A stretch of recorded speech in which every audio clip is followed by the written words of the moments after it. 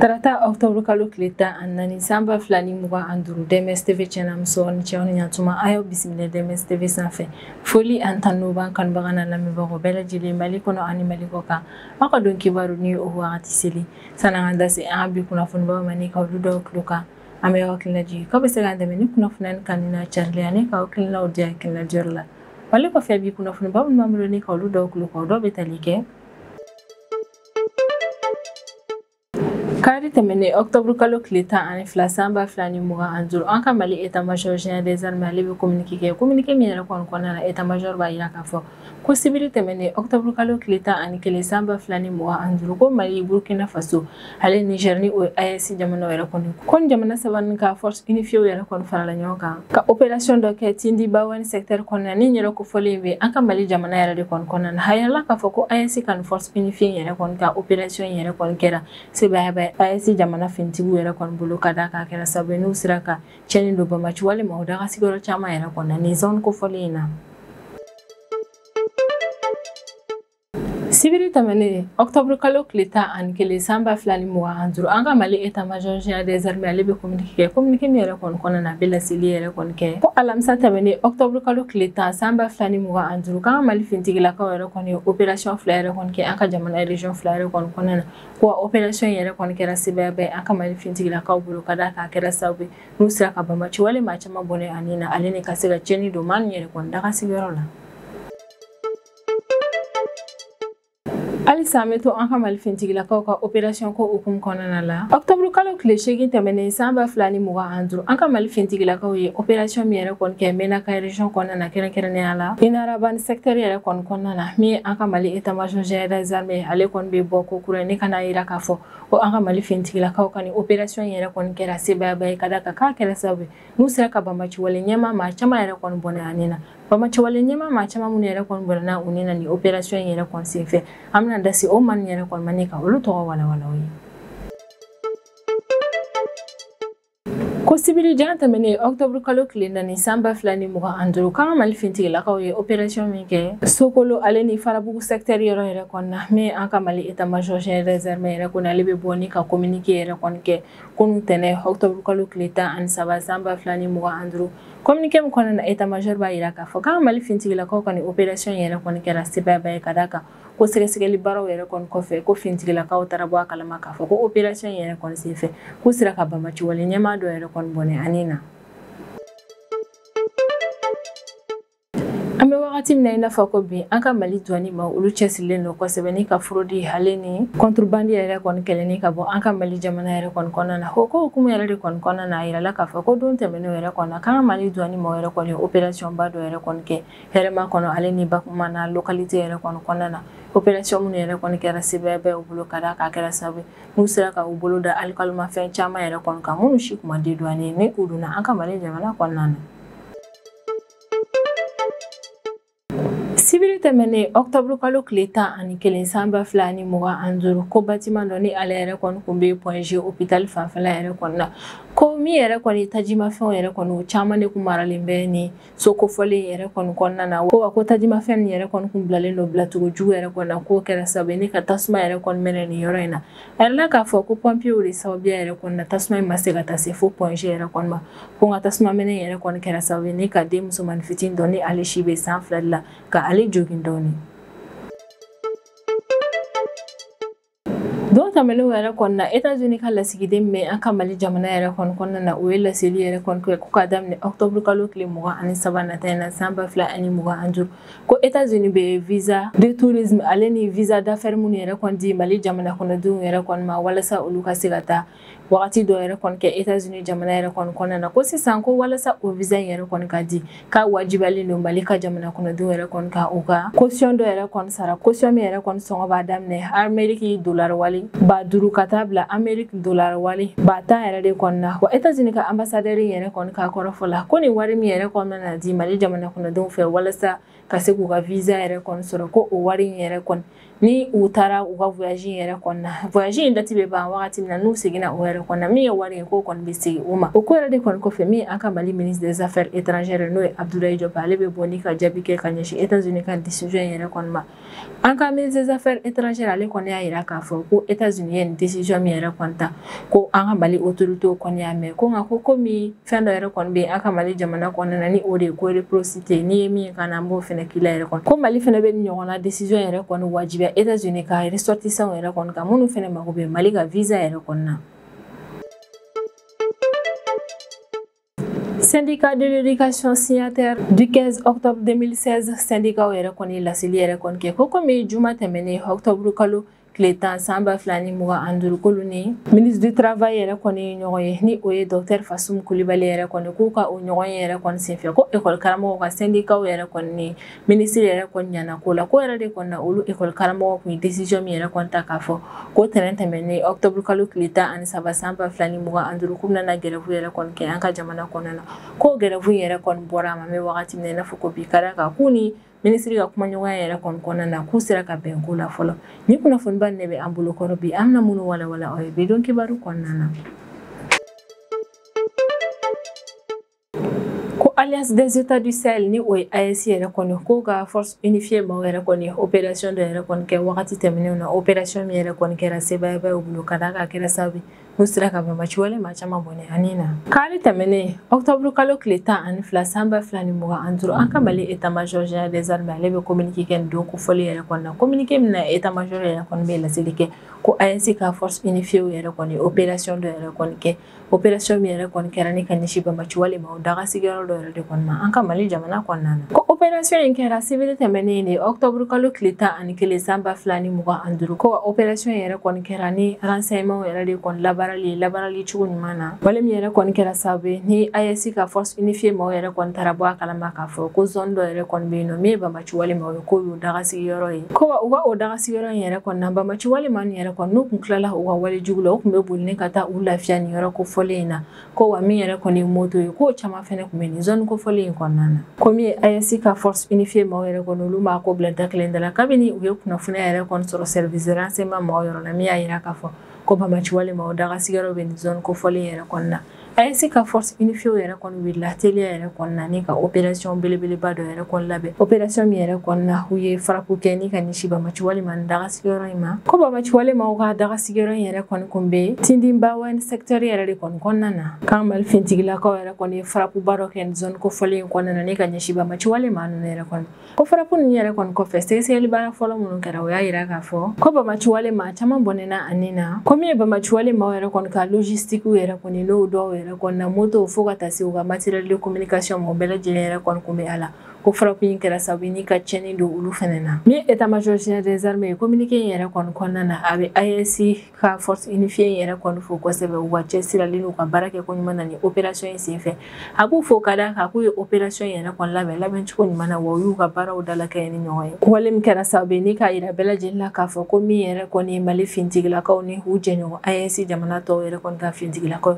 k'u cɛsirilen don min ye bɛnbati wale yɛrɛ kɔni kɛlɛli ye ka o kɔni kɛ sanga ani wagati jamana saba nin bɛɛ lajɛlen kɔnɔna na état-major ka communiqué yɛrɛ kɔni kɔnɔna na a bɛ hakilinajigi yɛrɛ kɔni kɛ ko min ye bɛnbati wale maaw yɛrɛ kɔni ɲinini ni u nɔna minɛli yɛrɛ kɔni ale n'u bɔnni o ni na halisa o baara nin yɛrɛ kɔni bɛ continuer AES ka fintigilakaw bɛɛ lajɛlen yɛrɛ kɔni fɛ AES jamanaw kɔnɔna na ni o ye Mali Burkina Faso ale ni Niger halisa an bɛ to an ka Mali fintigilakaw ka opération ko hukumu kɔnɔna la n'o tɛmɛn'o yɛrɛ kɔni na ko min ye an ka Mali fintigilakaw yɛrɛ kɔni olu ye frappe aérienne dɔw yɛrɛ kɔni kɛ ni ka ɲɛsin bɛnbati wale maaw yɛrɛ kɔni daga sigiyɔrɔ 2 ma min kun bɛ an ka jamana région 2 kɔnɔna na ni kunnafoniya yɛrɛ kɔni lasera an ka Mali état-major général des armées yɛrɛ de kɔni fɛ communiqué la min kɛra sibiri tɛmɛnen octobre kalo tile 11 san 2025 état-major ka kɔrɔfɔ la ka communiqué yɛrɛ kɔni kɔnɔna na ko opération nin yɛrɛ kɔni kɛra alamisa tɛmɛnen de octobre kalo tile 10 san 2025 ko opération fɔlɔ yɛrɛ kɔni kelen ni ka seba yɛrɛ kɔni sɔrɔ o dabɔra renseignement yɛrɛ de kɔni sɔrɔ la ni ka bɔ an ka service de renseignement ma yɛrɛ kɔni yɔrɔ la renseignement min yɛrɛ kɔni labaara cogo ɲuman yɛrɛ kɔni na wale min kɛra sababu ni opération fɔlɔ yɛrɛ kɔni kɛra seba ye an ka malifintigilakaw bolo. Opération fɔlɔ yɛrɛ kɔni kɛra ni ka ɲɛsin Bamaci wale ma ale ni u daga sigiyɔrɔ dɔ yɛrɛ de kɔni ma min kun bɛ Akbar Essia fanfɛla yɛrɛ kɔnɔna ni ne localité min yɛrɛ kɔni ka surun kosɛbɛ Mali ale Niger frontière la. An ka malifintigilakaw ye frappe min yɛrɛ kɔni kɛ ni ka ɲɛsin Bamaci wale ma o daga sigiyɔrɔ yɛrɛ kɔni ma ni zone kofɔlen kɔnɔna yɛrɛ k'a fɔ ko opération yɛrɛ kɔni kɛ kun de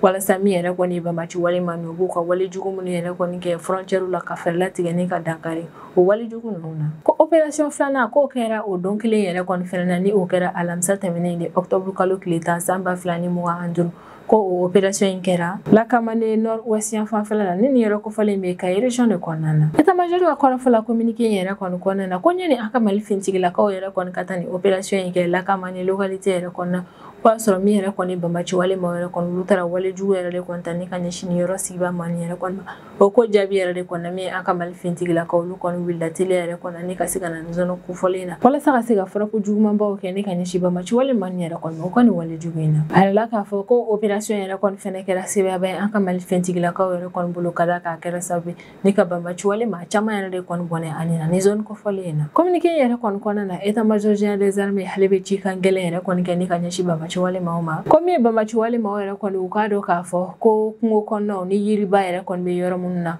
k'u k'a dɔn k'a fɔ ko yɔrɔ ninnu yɛrɛ kɔni tɛ yɔrɔ lakananen ye Bamaci wale ma ninnu bolo bilen ka da kan hali n'a sɔrɔ bɛ min an ka malifintigilakaw bɛ t'u woloma ka bɔ o wo ninnu bɛɛ lajɛlen kɔnɔna na. Ni déclaration min yɛrɛ kɔni kɛra état-major général des armées yɛrɛ kɔni fɛ o kɛ kun de ye Bamaci wale ma yɛrɛ kɔni ka se k'a faamu k'a fɔ ko min yɛrɛ kɔni ye kungo kɔnɔnaw ye ni yiri caman yɛrɛ kɔni bɛ o yɔrɔ la k'a kana k'u ɲɛna k'a fɔ ko u bɛ o yɔrɔ in na k'o kɔrɔ k'u lakananen yɛrɛ kɔni don ka da kan ko min an ka malifintigilakaw k'ali n'a sɔrɔ Bamaci wale ma yɛrɛ kɔni bɛ fo dingɛ yɛrɛ de kɔni kɔnɔna na ko bɛ taa maa ninnu woloma ka bɔ o yɔrɔ in na. Min ye hiérarchie militaire a bɛ foliba kɛ ni ka ɲɛsin an ka malifintigilakaw ma u ka cɛsiralen don ka baara kɛ ko ɲuman yɛrɛ kɔnɔna Bamaci wale ma ɲinini ni u bɔnɛni na u ni na opération na. O y'a yira k'a fɔ k'an bɛ wagati min na i n'a fɔ ko bi min an ka malifintigilakaw yɛrɛ kɔni olu bɛ fɛɛrɛ bɛɛ lajɛlen latigɛ ni ka taa Bamaci wale ma yɛrɛ kɔni nɔnɔ minɛ f'u dogo yɔrɔ labanw na. Autorité militaire ka kɔrɔfɔla ko ni frappe min yɛrɛ kɔni kɛra ni zone fila nin yɛrɛ kɔni kɔnɔna na k'a kɛra sababu ni ka na tiɲɛni minnu yɛrɛ kɔni k'an bɛ wagati min na i n'a fɔ ko bi k'an ka malifintigilakaw yɛrɛ kɔni bɛ o sɛgɛsɛgɛli baara la walasa ka se k'a dɔn Bamaci wale ma hakɛya minnu bɔnna u ni na ale ni tiɲɛni donna u ka minɛ hakɛya min na ka se ka olu bɛɛ lajɛlen yɛrɛ kɔni dɔn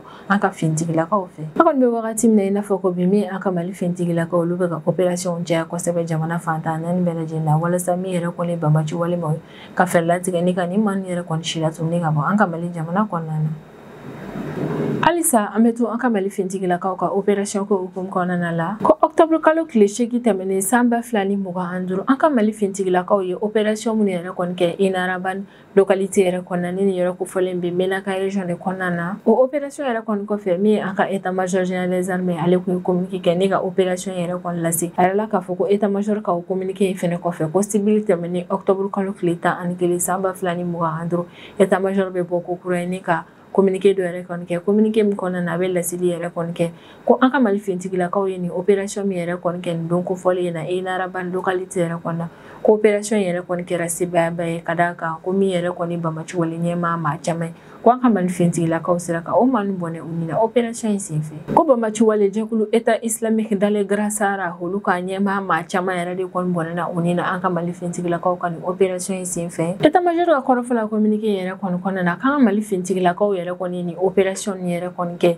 ni tilennenya hale ni baara kɛ ko ɲuman ye ko opération yɛrɛ kɔni kɛra sababu ye ni Bamaci wale jɛkulu état islamique dans le Grand Sahara ka se ka olu ka ɲɛmaa maa caman yɛrɛ de kɔni bɔnɛ ani na ko ni opération in senfɛ an ka malifintigilakaw ye Bamaci wale ɲɛmaa maa minnu yɛrɛ kɔni bɔnɛ u ni na ko maa ninnu yɛrɛ kɔni na Bubakar yɛrɛ kɔni bɛ o la ni ale tɔgɔ dɔnnen don kosɛbɛ ni Bubakar Demugui yɛrɛ de kɔni ye a yɛrɛ k'a fɔ ko min ye Bubakar Demugui yɛrɛ kɔni ale lakodɔnnen don kosɛbɛ ka da kan ko ni maa kofɔlen sanga ani wagati k'ale yɛrɛ kɔni bɛ wale jugu ta ni ka ɲɛsin population ma ko wa AES jamanaw yɛrɛ kɔni kɔnɔna ni o ye Mali Burkina Faso ale Niger yɛrɛ kɔni ko ni Bamaci wale ɲɛmaa maa kofɔlen yɛrɛ kɔni ko a ye attaque caman kɛ yen nɔ wa a ye population maa caman yɛrɛ kɔni minɛ ni ka olu kɛ otage yɛrɛ kɔni a bolo nka a yirala k'a fɔ k'an ka malifintigilakaw ka nin don opération yɛrɛ kɔni senfɛ k'u sera ka nin maa kofɔlen in bɔnɛ ani na ko Bamaci wale ɲɛmaa maa fila wɛrɛ fɛnɛ bɛ yen nɔ olu bɔnɛna u ni na ni opération in senfɛ o maa fila ninnu ye Ismail Ould Habib Ould Shogib ale ni Ahmed Ould Alwan Ould Shogib ko frappe yɛrɛ kɔni fɛnɛ senfɛ ni maa fila ninnu yɛrɛ kɔni fɛnɛ bɔnɛna u ni na wa an ka Mali état-major général des armées kɔni y'a yira k'a fɔ ko frappe yɛrɛ kɔni kɔfɛ k'u ye sɛgɛsɛgɛli baara fɔlɔ minnu kɛ ale ale jateminɛ fɔlɔ yɛrɛ kɔni ko a yirala k'a fɔ ko ni man yɛrɛ kɔni su yɛrɛ ma fagalen ni cɛ la communiqué yɛrɛ kɔni kɔnɔna na perepere latigɛlen don k'a fɔ ko n'i y'a ye ko ni opération yɛrɛ kɔni sera ka sebaya yɛrɛ kɔni sɔrɔ k'o dabɔra renseignement yɛrɛ de kɔni na renseignement minnu yɛrɛ kɔni ɲinina ɲɛcogo ɲuman na ko renseignement yɛrɛ kɔni sɔrɔlen min an ka Mali fintigilakaw ye plan kɛrɛnkɛrɛnnenw yɛrɛ kɔni bɔ plan min fɛnɛ labɛnna labɛncogo ɲuman na o yɛrɛ kɔni fɛnɛ kɔfɛ min ye AES ka force unifiée man yɛrɛ kɔni olu fɛnɛ plan kɛrɛnkɛrɛnnen dɔ yɛrɛ kɔni bɔ plan min kɔnɔna na u y'u ka baaraw de la kɛ ɲɔgɔn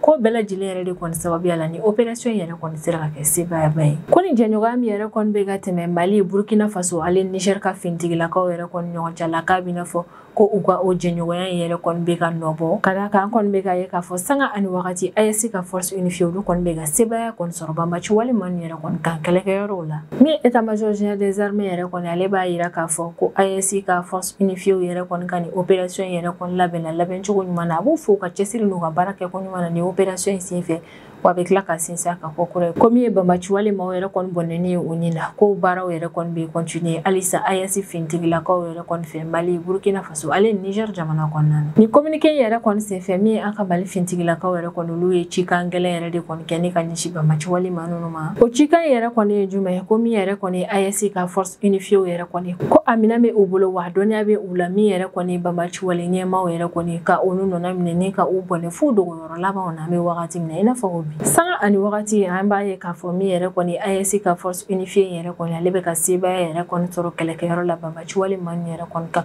o la maa caman kɔni y'a yira k'a fɔ ko AES ka ni force unifiée yɛrɛ kɔni ko n'a banna dilanna yɛrɛ kɔni k'a bɛ sɔn ka kɛ kɛlɛkɛminɛn farimaba de ye banbaci walima yɛrɛ kɔni kan ka d'a kan k'an bɛ wagati min na i n'a fɔ ko bi sanga ani wagati ni jɛkulu nin yɛrɛ kɔni bɛ ka sebaya sɔrɔ banbaci walima ka kɛlɛkɛyɔrɔw la